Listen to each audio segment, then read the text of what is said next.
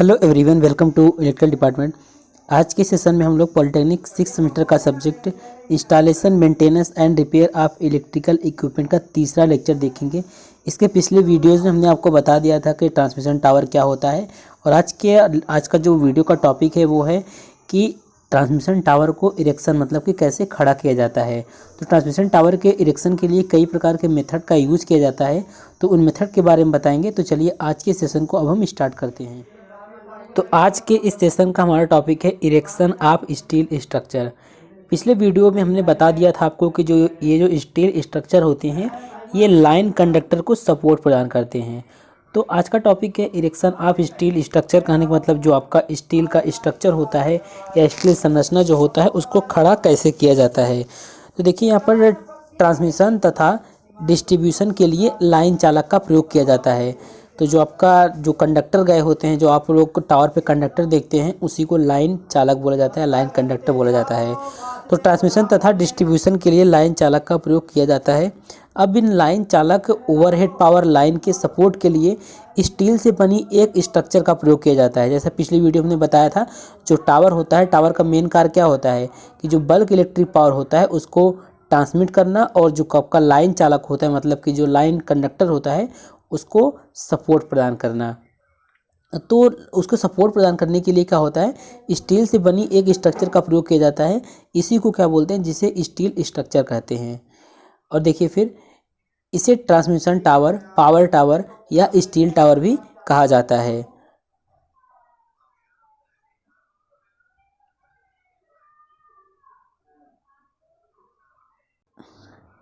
अब देखिए ये टावर काम क्या करता है। यह टावर जो होता है हैवी ट्रांसमिशन कंडक्टर को कैरी करता है और यह ज़मीन से सुरक्षित ऊंचाई तक होता है। कहने का मतलब जो ऐसे आपका टावर जो आप देखते हैं इस प्रकार से, जो इस प्रकार से आपका टावर होता है वो क्या करता है, जो बल्क इलेक्ट्रिक पावर होता है मतलब बहुत हैवी ट्रांसमिशन कंडक्टर जो होता है उसको कैरी करता है और ज़मीन से सुरक्षित ऊंचाई तक होता है। तो देखिए यहाँ पर जो सपोर्ट दिया जाता है वो दो टाइप का होता है, एक होता है पोल, एक होता है टावर। क्योंकि आप लोगों ने देखा होगा टावर जो होता है हाई इलेक्ट्रिक पावर को, हाई इलेक्ट्रिक पावर के जो कंडक्टर होते हैं उनको सपोर्ट प्रदान करने के लिए किया जाता है। और जो पोल्स होते हैं आप लोगों ने लकड़ी का भी खंभा देखा होगा और आरसीसी पोल भी देखा होगा। तो सपोर्ट जो होते हैं वो दो टाइप्स के होते हैं, एक पोल टाइप का, एक टावर जो होता है। अब देखिए जो आपका 66 केवी तथा उससे उच्च वोल्टता व 200 मीटर या उससे अधिक विद्युत लाइन के लिए लाइन आधार के रूप में इस्पात टावर का प्रयोग होता है। मतलब कहने का, अगर 66 केवी से ज़्यादा वोल्टेज के ट्रांसमिशन जो पावर होता है उसको ट्रांसमिट करना है तो उसके लिए हम इस्पात टावर, कहने का मतलब स्टील टावर का प्रयोग करते हैं। स्टील का हिंदी होता है इस्पात। अब देखिए transmission tower overhead power line के हाई वोल्टेज कंडक्टर को सपोर्ट प्रदान करता है। ये आपके स्टील टावर का काम होता है। अब देखिए जो स्टील टावर होता है वो किसका बना होता है। स्टील टावर जो आप लोग टावर देखते हैं वो टावर जो होता है लैट्रिक टावर या गैल्वनाइज्ड स्टील का बना होता है। अब देखिए यहाँ पर एक बात आता है कि जो ट्रांसमिशन टावर होते हैं, अगर आपसे कोई पूछ लेता है अगर इस चैप्टर को पढ़ने के बाद कि जो ट्रांसमिशन टावर होते हैं वो इतने ऊंचे क्यों होते हैं, इतनी इसके मतलब टाल इतना लंबा क्यों होता है, तो आंसर ये होगा कि जो पावर लाइन होता है, जो टावर का प्रयोग इसीलिए करते हैं क्योंकि बल्क इलेक्ट्रिक पावर को हमको ट्रांसमिट करना होता है। तो जो पावर लाइन होता है वो हाई वोल्टेज का होता है, इसलिए उन लाइन और ऑब्जेक्ट के बीच में अधिक स्पेस की आवश्यकता होती है, जिससे लोगों को वाहनों और उपकरणों को स्वतंत्र रूप से जाने की अनुमति मिलती है। इसलिए ट्रांसमिशन टावर आमतौर पर 55 फीट से 150 फीट ऊंचे होते हैं। कहने का मतलब ट्रांसमिशन टावर इसलिए ऊंचा होता है, जैसे कि यहाँ पर एक टावर है, ठीक है, कुछ इस प्रकार से आपका एक टावर बना है यहाँ पे, और एक टावर यहाँ पे कुछ इस प्रकार से है। तो ये टावर से जो बीच लाइन जाती है वो इतना ऊंचा इसलिए होता है ताकि नीचे जो भी ऑब्जेक्ट है उसके संपर्क में टावर ना आए, नहीं तो दुर्घटना हो सकता है। चाहे वो वाहन हो, चाहे उपकरण हो, चाहे व्यक्ति हो, किसी को भी दुर्घटना हो सकता है। इसीलिए ट्रांसमिशन टावर को ऊंचाई पर बनाया जाता है और ये लगभग 55 फीट से 150 फीट ऊंचे होते हैं। अब अगला क्वेश्चन ये है आपका कि ट्रांसमिशन जो टावर होते हैं, इतने बड़े टावर को हम खड़ा कैसे करते हैं। अब ये क्वेश्चन है। तो स्टील जो टावर होते हैं उसको खड़ा करने की कई विधियां होती हैं। यहाँ पर जो भी आपके सिलेबस में वो हम बताएंगे। तो देखिए देखिए आपका जो स्टील टावर होता है उसको खड़ा करने की 4 मुख्य विधियां होती हैं। स्टील टावर को खड़ा करने की 4 मुख्य विधियां होती हैं। पहला देखिए होता है आपका बिल्डअप विधि या टुकड़ा करने की विधि। पहला मेथड होता है बिल्डअप विधि और ये नाम है, इसके बाद है सभी जो जितने भी मेथड है अभी आपको हम पूरे डिटेल में बताएंगे। दूसरा होता है आपका सेक्शन मेथड और तीसरा होता है ग्राउंड असेंबली मेथड और चौथा होता है हेलीकॉप्टर मेथड। तो ये 4 विधियां होती हैं जिसकी सहायता से एक स्टील टावर को खड़ा किया जाता है। वैसे देखिए एक बात आपको और बता दें, नॉर्मली जो आप लोग पोल देखे होंगे, जो आरसीसी का पोल देखे होंगे खंभा, उसके लिए इन विधि का इस्तेमाल नहीं किया जाता है। जब बात आती है बल्क इलेक्ट्रिक पावर, कहने का मतलब ज़्यादा इलेक्ट्रिक पावर के जो कंडक्टर होते हैं उनसे उनके लिए क्या होता है, 66 केवी से हमने बताया भी आपको, अगर 66 केवी से अधिक का है तो इसके लिए हम टावर का प्रयोग करते हैं। बाकी वैसे क्या करते हैं हम, वो जो खंभा होता है आरसीसी का या लकड़ी खंभा, उससे भी काम चला लेते हैं। तो एक बार वैसे बता देते हैं आपको, जो स्टील टावर के अलावा जो टावर होते हैं उनको कैसे खड़ा किया जाता है, तो आपको एक आइडिया मिल जाएगा कि स्टील टावर को कैसे खड़ा करते हैं। तो देखिए जो आपका खंभों को खड़ा करने के लिए सबसे पहले हम क्या करते हैं, पहले नींव खोदते हैं। तो खंभों को खड़ा करने के लिए नींव खोदते हैं और नींव जो खोदते हैं वो बिल्कुल स्ट्रेट होता है, सीधा नींव खोदते हैं, ताकि मतलब कि दृढ़ता ताकि जब आप खंभा उसमें खड़ा करें तो दृढ़ता बनी रहे। और जो नींव खोदने के लिए जो गड्ढे का आकार होता है वो होता है 75 इंटू 45 सेमी का गड्ढा खोदते हैं। अब गड्ढा खोदने के बाद क्या करते हैं, नींव की खुदाई के बाद क्या करते हैं, खंभे को हमको नींव में खड़ा करना होता है। तो खंभों को नींव में खड़ा करने के लिए 2 मेथड का यूज किया जाता है। पहला होता है डायरेक्ट पोल मेथड और दूसरा होता है डेड मैन मेथड। यहाँ पर आप चित्र में देख पा रहे होंगे डायरेक्ट पोल मेथड और डेड मैन मेथड दोनों। तो जो डायरेक्ट पोल मेथड होता है इसका उपयोग हम करते हैं जो ज़्यादा भारी खंभे होते हैं उसको खड़ा करने के लिए, और जो डेड मैन मेथड होता है इसका प्रयोग करते हैं हम जो हल्के खंभे होते हैं उनको खड़ा करने के लिए। जो डायरेक्ट पोल मेथड होता है, सब दोनों मेथड में ही क्या करते हैं, पहले खंभे को बिल्कुल पट गिरा देते हैं और खंभे का जो नीचे वाला भाग होता है जिसको हमको ज़मीन में रखना है, मतलब जिसको नींव में डालना है, वो नींव के साइड रहता है। इसके बाद क्या करते हैं, रस्सी की सहायता से इसको हम खंभे को नींव में खड़ा कर देते हैं। और ये भी डिपेंड करता है कि वहाँ का ज़मीन कैसा है, क्योंकि खंभा जहाँ खड़ा किया जाएगा वहाँ का ज़मीन अच्छा होना चाहिए ताकि मजबूती बना रहे। और अगर वहाँ पर ज़मीन के अनुसार डिपेंड करता है किस प्रकार से गड्ढा खोदा जाएगा। तो ये हो गया आपका स्टील टावर के अलावा जो टावर्स होते हैं, जैसे लकड़ी का पोल हो गया, आरसीसी पोल हो गया, उनको कैसे खड़ा किया जाता है ये बता दिया आपको। अब देखते हैं जो स्टील टावर हाई पावर को जो ट्रांसमिट करते हैं उनको कैसे खड़ा करते हैं। जो आप हाईवे के बगल या कहीं पर भी देखे होंगे उसको, उसके लिए 4 विधि हमने आपको बताया, बिल्डअप विधि, section method, ground assembly method और हेलीकॉप्टर मेथड। अब बारी बारी से सभी मेथड को हम डिटेल में देखते हैं। तो देखिए सबसे पहले हम देखते हैं कि बिल्डअप मेथड क्या होता है ट्रांसमिशन टावर के इरेक्शन के लिए खड़ा करने के लिए। तो देखिए जो बिल्डअप मेथड होता है, बिल्डअप का मतलब कि यहाँ पर के बिल्डअप का मतलब आपको समझ में आ जाएगा जब इसके बारे में पूरा पढ़ लेंगे। तो देखिए इस मेथड का प्रयोग जो होता है भारत में 66 केवी, 132 केवी, 220 केवी और 400 केवी ट्रांसमिशन लाइन को खड़ा करने में होता है। तो जो टावर के नाम आपने सुना होगा, जो टावर के नाम होते हैं इसी आधार पर रखे जाते हैं कि 66 केवी का टावर है, 132 केवी का टावर है, 220 केवी का टावर है। तो टावर का नाम भी इनकी वोल्टता के आधार पर ही होता है। तो जो बिल्डअप मेथड है इसमें क्या होता है, 66 केवी, 132 केवी, 220 केवी और 400 केवी ट्रांसमिशन लाइन को खड़ा करने के लिए हम इस बिल्डअप मेथड का प्रयोग करते हैं। इस मेथड के कुछ एडवांटेज हैं, इसीलिए इसका उपयोग किया जाता है। तो जो टावर का मटेरियल का ट्रांसपोर्टेशन जो होता है वो सस्ता होता है, क्योंकि पूरे टावर को, कई मेथड ऐसे होते हैं जिसमें पूरे टावर को एक ही स्थान पर बनाया जाता है, फिर उसको क्रेन की सहायता से उठाकर कहीं पर स्थापित किया जाता है, लेकिन इसमें ऐसा नहीं है। ये बिल्डअप मेथड है, मतलब छोटा छोटा बिल्ड करके एक स्थान पर उसको हम स्थापित करते हैं। तो इसमें क्या होता है, ट्रांसपोर्टेशन जो होता है सस्ता होता है, मतलब कि यातायात की आवश्यकता अधिक नहीं पड़ती है और ये सस्ता भी होता है, मतलब कि अधिक महंगी क्रेन वगैरह की आवश्यकता इसमें नहीं पड़ती है। जैसे देखिए हमने यहाँ पर लिखा भी है कि इसमें क्या होता है, इसमें किसी प्रकार की मशीनरी जैसे क्रेन आदि की कोई आवश्यकता नहीं होती है। इस प्रकार की मशीन की आवश्यकता नहीं होती है, तो जाहिर सी बात है कि जो ट्रांसपोर्टेशन होगा, जो मतलब कि एक स्थान से दूसरे स्थान पर टावर के मटेरियल को पहुँचाने जो खर्चा आएगा वो कम आएगा। अब देखिए इसका तीसरा एडवांटेज ये है कि टावर के निर्माण का कार्य जो होता है किसी भी प्रकार के भूभाग तथा पूरे वर्ष किया जा सकता है। देखिए कोई एरिया ऐसा होता है जहां पर अगर हमको ट्रांसमिशन टावर को स्थापित करने की आवश्यकता है तो हम हर वर्ष नहीं कर सकते, मतलब कुछ विशेष, मतलब कि जैसे सीज़न होता है कि इस स्थान पर यहाँ पर ज़्यादा बारिश होगी या इस समय वहाँ की मिट्टी अच्छी नहीं होगी। तो इस प्रकार जो ये बिल्डअप मेथड होता है, इसको हम किसी भी प्रकार के, मतलब भूभाग कैसा हो, जो पृथ्वी जहाँ पर हम ट्रांसमिटर टावर को इंस्टॉल करेंगे वहाँ वो कैसा भी हो, और इसको हम पूरे वर्ष इसको कर सकते हैं। इसका एक एडवांटेज ये है। और इसमें क्या है, इस विधि में श्रमिक जो होते हैं सस्ते दर पर उपलब्ध हो जाते हैं, क्योंकि बहुत ज़्यादा स्किलफुल ये वर्क नहीं होता है बिल्डअप मेथड। तो इसमें क्या होते हैं, जो जो वर्कमैन होते हैं वो क्या होते हैं, सस्ते दर पर उपलब्ध हो जाते हैं। अब देखिए इसमें क्या रहा है कि इस विधि में टावर के अलग अलग भाग को जोड़कर टावर का निर्माण किया जाता है। हमने आपको बताया कभी कभी क्या होता है, पूरे टावर को एक साथ पहले बना लिया जाता है, असेंबल कर लिया जाता है, उसके बाद खड़ा करते हैं। लेकिन जो बिल्डअप मेथड है इसमें टावर को क्या करते हैं, एक एक स्टेप, छोटे छोटे स्टेप में खड़ा करके उसकी पूरी लंबाई तक ले जाते हैं। तो टावर के अलग अलग पार्ट को जोड़ करके टावर का निर्माण किया जाता है। अब देखिए इसमें समय को बचाने के लिए टावर मटेरियल के इरेक्शन के अकॉर्डिंग सीक्वेंस में रख दिया जाता है। इरेक्शन नीचे से ऊपर की ओर बढ़ता है।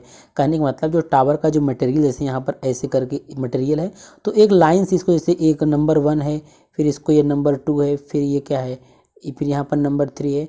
तो इस प्रकार से सबसे पहले क्या करते हैं, जो ट्रांसमिशन टावर का मटेरियल होता है उसको एक सीक्वेंस में हम क्या करते हैं, रख लेते हैं। इसके बाद क्या करते हैं, रखने के बाद उसको असेंबल करते हैं, मतलब उसको जोड़ते हैं। और इरेक्शन जो होता है का मतलब टावर को खड़ा करने की प्रक्रिया जो होती है वो नीचे से ऊपर की ओर बढ़ता है। और सबसे पहले देखिए इसमें क्या करते हैं, इसमें देखिए सबसे पहले टावर का जो 4 मेन लेग होता है, मतलब कि जो टावर यहाँ पर ऐसे कुछ इस प्रकार से होता है, जो 4 लेग होते हैं टावर के, जो उसका नींव में रखा जाता है। जैसे सबसे पहले टावर के 4 मेन लेग को हमने बताया था जब ट्रांसमिशन पढ़ा जाता है, उसमें ट्रांसमिशन टावर के पार्ट बारे में बताया था, उसमें लेग भी आपको बताया था। तो जो टावर का 4 मेन लेग होता है उसको सबसे पहले इरेक्ट करते हैं, मतलब सबसे पहले जो नींव जो बनाई जाती है टावर को खड़ा करने के लिए, सबसे पहले टावर के चारों जो लेग होते हैं उसको हम इरेक्ट करते हैं।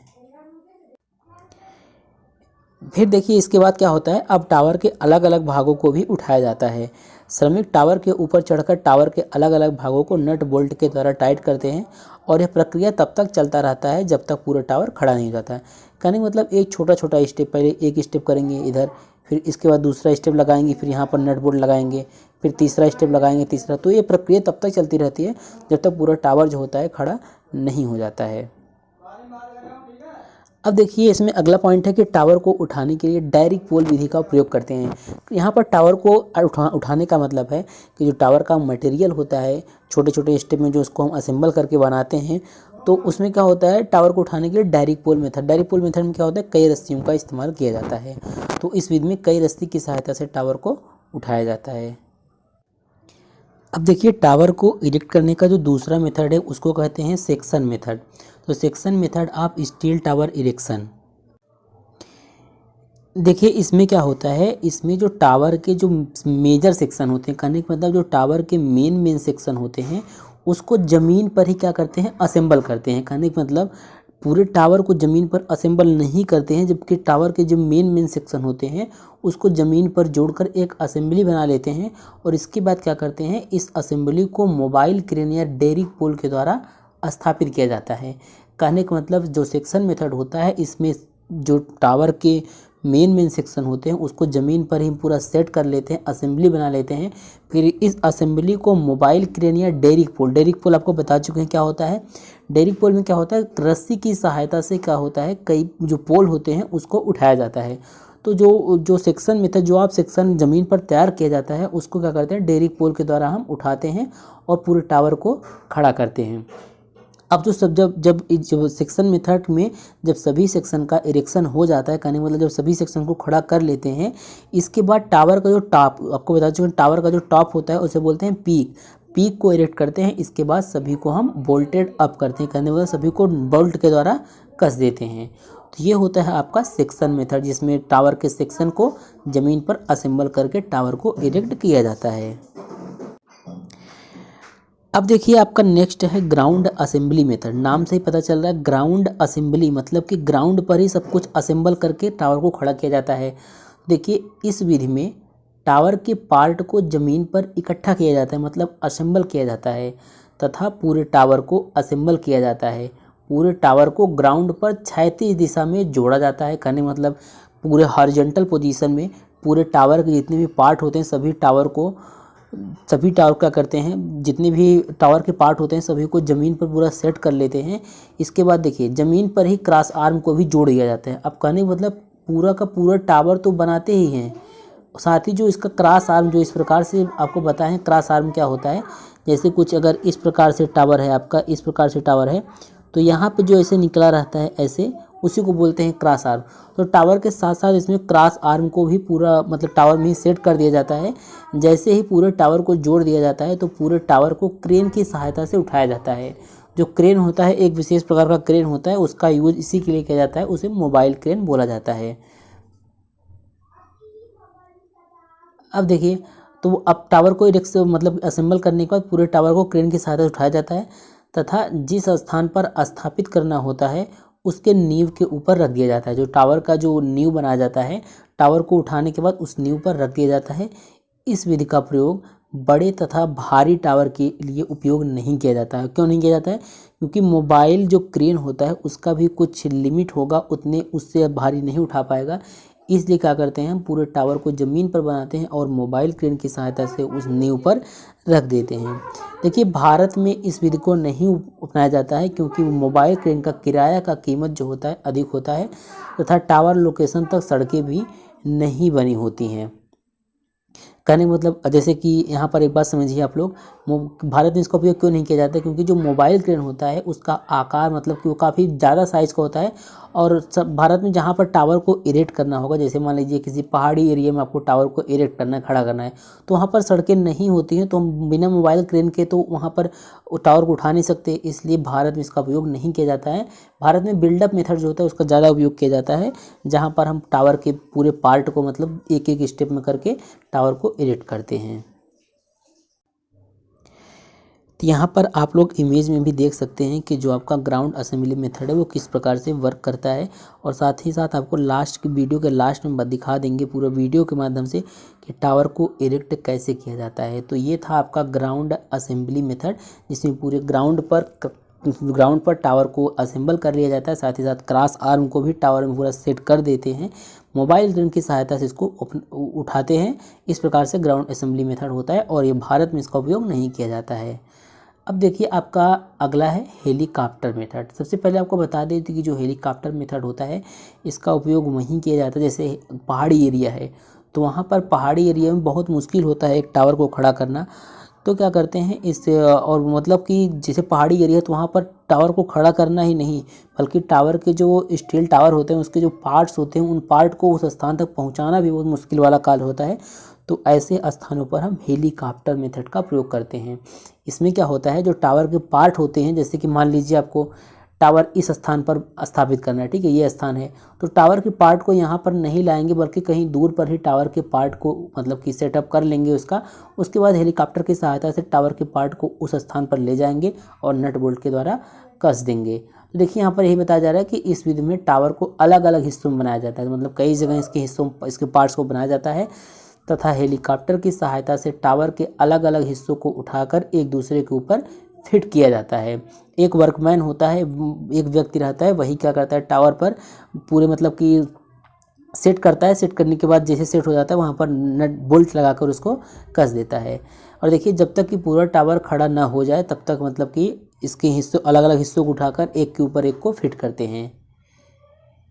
फिर देखिए इसमें कह रहा है कि कभी कभी इस विधि में अलग अलग हिस्सों को जोड़कर पूरा टावर बनाया जाता है तथा हेलीकॉप्टर की सहायता से पूरे टावर को उठाकर टावर की नींव पर रखकर टावर को खड़ा किया जाता है।